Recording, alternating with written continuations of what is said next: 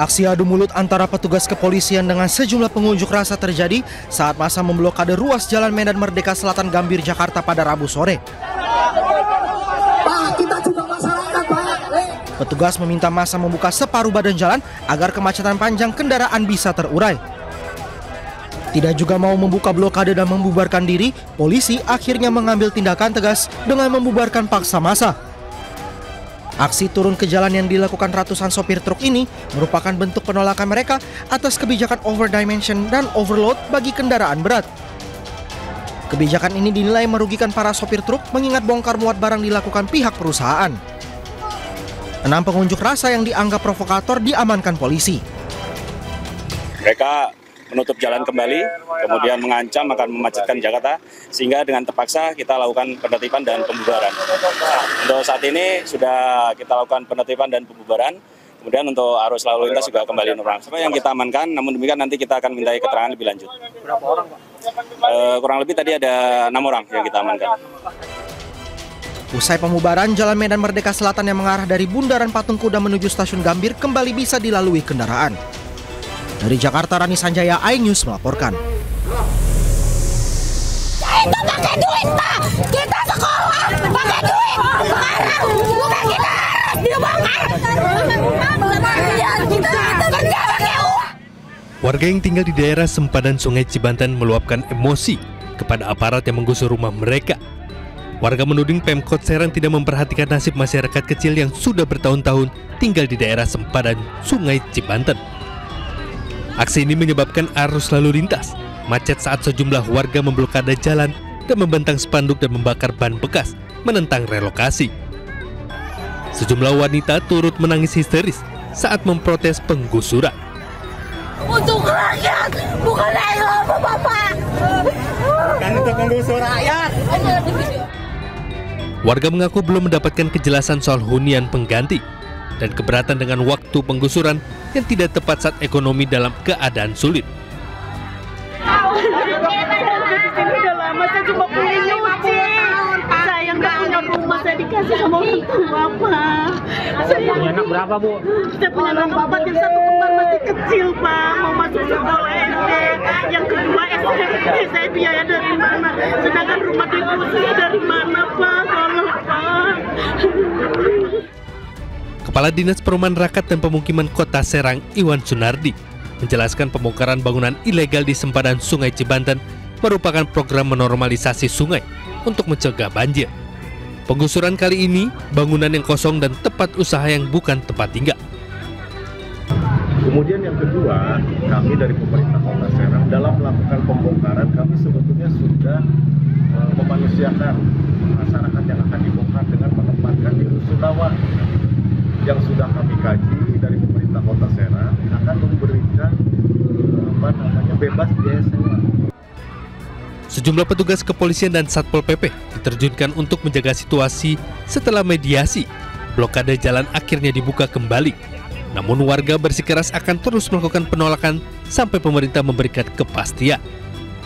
Dari Serang, Banten, Mahesa Apriandi, iNews melaporkan. Kita ke informasi pertama, pemirsa. Sebuah rumah 2 lantai di kawasan pemukiman padat penduduk Kebayoran Baru, Jakarta Selatan hangus terbakar.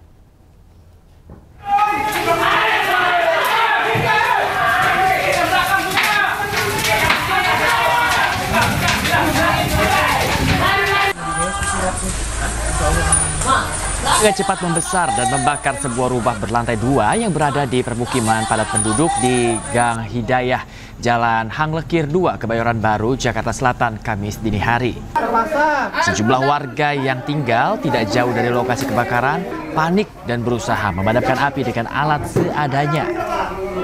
Belum diketahui penyebab pasti dari kebakaran ini, namun diduga api berasal dari konsleting listrik. Api baru bisa dipadamkan setelah 23 mobil pemadam kebakaran dikerahkan ke lokasi kebakaran. Tidak ada korban jiwa dalam peristiwa ini, pemirsa, dan kasusnya masih ditangani di Polsek Kebayoran Lama. Saya juga tidak tahu, tapi saya lari posisi api sudah di atas. Api kelihatan awal itu di atas, di atas, dari atas lantai 2 gitu. Lantai 1 ya, lantai 2. Itu kata pemilik apa Pak penyebabnya Pak? Wah, saya belum tanya nih, soalnya pemiliknya juga lagi. Nekat berbuat onar saat mabuk, sekelompok gangster dipukuli warga di Surabaya, Jawa Timur, pemirsa. Belum sempat kabur, 3 pelaku jadi bulan-bulanan masa.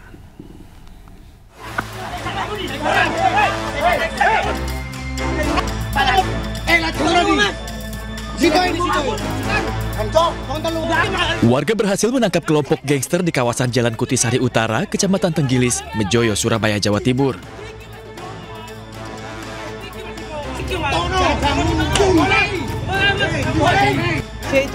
Ketiga pemuda ini ditangkap karena dalam kondisi mabuk serta berbuat onar dan mengancam warga sambil mengayunkan sebilah pisau. Usai ditangkap, ketiga anggota gangster tersebut menjadi sasaran amukan warga yang emosi. Nyawa ketiga pelaku berhasil diselamatkan polisi yang datang ke lokasi kejadian. Melihat luka yang cukup parah, polisi membawa ketiganya ke Rumah Sakit Bayangkara, Polda Jawa Timur untuk mendapatkan penanganan medis. Dari tangan ketiganya, polisi menyita sebilah pisau sebagai barang bukti. Dan saat ini, ketiga pelaku masih menjalani pemeriksaan intensif di Mapolsek Tenggilis, Mejoyo. Dari Surabaya, Yuda Prawira, A-News melaporkan.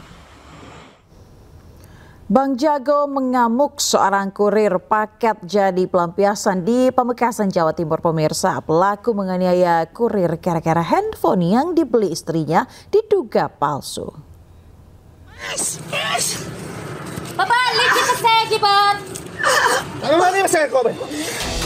Inilah video viral saat Irwan Siskianto, seorang kurir pengantar paket, dipiting hingga berdarah saat mengantarkan paket cash on delivery atau COD sebuah handphone di Pamekasan, Jawa Timur. Aksi brutal Bang Jago ini membuat sang kurir pun tak berdaya hingga merintih kesakitan.